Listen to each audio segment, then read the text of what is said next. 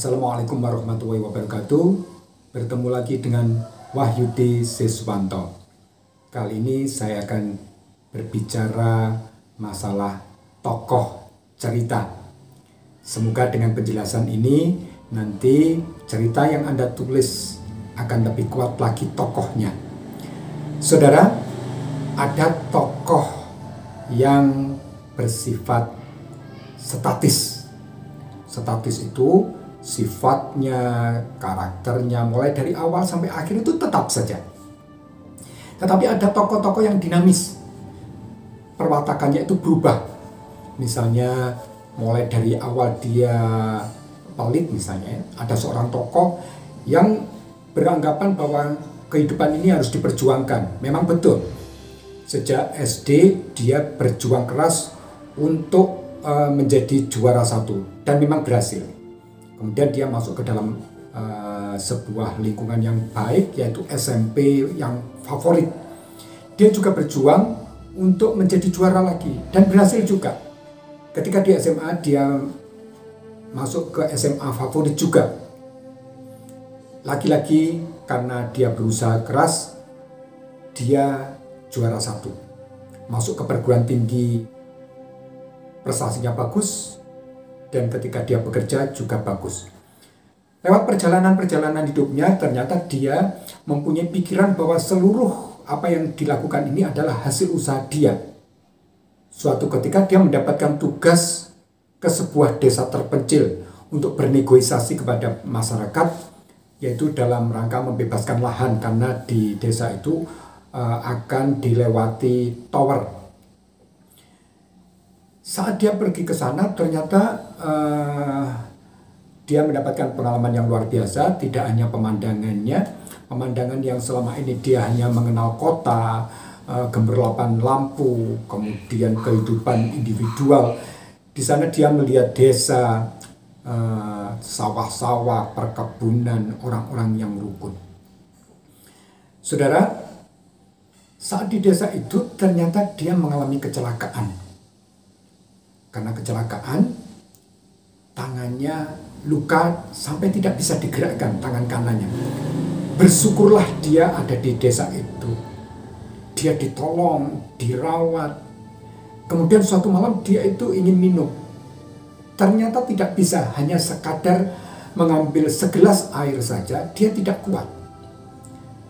Di sanalah dia sadar bahwa ternyata hanya untuk mengangkat segelas air minum saja, ternyata dia butuh pertolongan. Dan saat dia makan, hanya untuk memasukkan sekadar sesuap nasi saja, dia juga pertolongan. Kebetulan dia menginap di seorang yang baik hati, untuk keperluan makan, untuk keperluan minum, keperluan yang lain, dia ditolong. Dia seorang petani. Saudara, saat istirahat, dia juga melihat betapa hanya untuk mendapatkan padi, seorang petani itu harus berkeringat, berusaha keras, beramai-ramai. Sejak saat itulah dia merenung bahwa ternyata hanya untuk sesuap nasi itu tidak cukup, hanya tenaganya saja, uangnya saja. Yang selama ini dia bangga-banggakan karena dia berbicara hanya dengan bahasa uang. Dengan uang dia bisa makan enak, dengan uang dia bisa membeli mobil yang mewah, dengan uang dia bisa memerintah bawahan, dengan uang dia bisa membeli rumah yang bagus. Ternyata di desa itu tidak, uangnya tidak laku. Uang yang banyak ternyata tidak bisa membeli makanan yang diinginkan karena tidak ada di desa itu. Dan dia melihat bahwa hanya untuk sesuap nasi ternyata orang itu butuh pertolongan, harus kerjasama. Petani perlu penggarap, juga perlu orang yang menyuplai pupuk. Kemudian kalau mau uang dia juga harus menjual ke kota, perlu supir. Kemudian di sana, sebelum itu dia harus mengupas padinya, padi sampai menjadi beras. Dia perlu datang ke tempat penggilingan padi. Ternyata hanya untuk makan sesuap nasi itu membutuhkan 1, 2, 10, 100 orang. Inilah yang mengubah tokoh ini dari seorang yang berpikir tentang diri sendiri, bahwa sesuatu itu merupakan keberhasilan dia. Sejak saat itu dia berubah. Nah, tokoh itu ternyata bisa dinamis, mulai dari awal cerita sampai akhir cerita itu dinamis. Ini masih bisa divariasi dengan bermacam-macam peristiwa yang membuat orang itu berubah. Tentu saja tokoh yang kuat itu adalah tokoh yang sesuai dengan kodratnya. Perubahan tidak begitu saja terjadi, tapi perlu ada sebab, ada akibat. Mungkin satu sebab, mungkin dua sebab, mungkin tiga sebab. Akibatnya juga begitu, bisa berakibat satu hal, dua hal, mulai dari yang sangat serius sampai yang remeh-remeh. Seperti itu. Saudara, ada tokoh yang flat, yang tipis, yang karakternya itu sederhana sekali. Dia digambarkan sebagai orang jujur, sudah.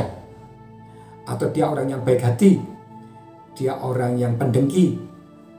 Tetapi ada juga tokoh yang digambarkan sebagai tokoh bulat, yaitu tokoh-tokoh yang memiliki karakter yang kompleks.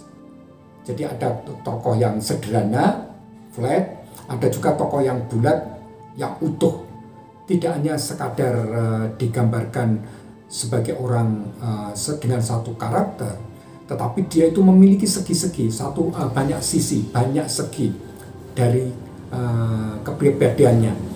Saudara, ada orang-orang yang misalnya digambarkan sebagai orang yang pelit. Tapi tidak hanya begitu saja pelit.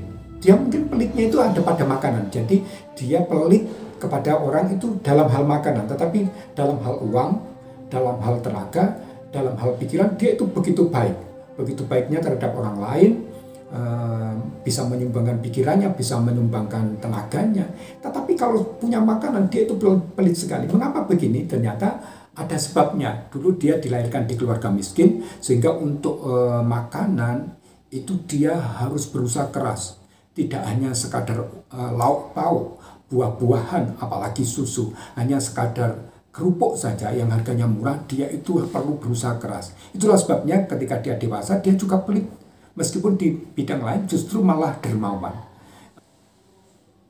Inilah penggambaran tokoh. Ada tokoh yang bersifat flat, statis, sederhana, tetapi ada juga tokoh yang kompleks, yang bulat, yang utuh menjadi dirinya sendiri.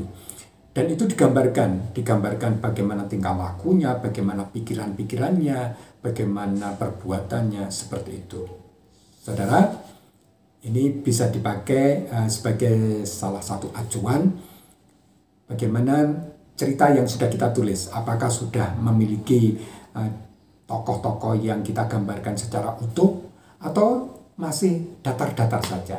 Silakan, semoga bermanfaat dan saya berdoa semoga cerita yang Anda tulis bisa menginspirasi banyak orang. Assalamualaikum warahmatullahi wabarakatuh.